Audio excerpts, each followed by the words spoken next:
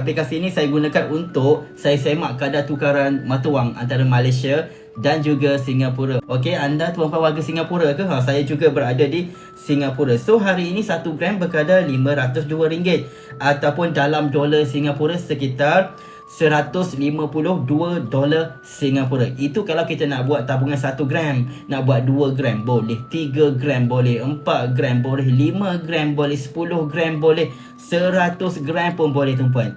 Ikut bajet kita, banyak mana kita nak miliki simpanan emas. Kalau kita target nak memiliki sekeping 100 gram, kita boleh buat belian secara terus juga tuan-puan. Harganya RM50,000 Malaysia ataupun sekitar $15,000 Singapura. Tapi saya tak ada bajet besar tuan-puan. Bagaimana saya memiliki sekeping 100 gram ini adalah melalui tabungan gram emas, di mana di akaun emas Gap Public Gold, GAP singkatan kepada Gold Accumulation Program. Gold Accumulation Program.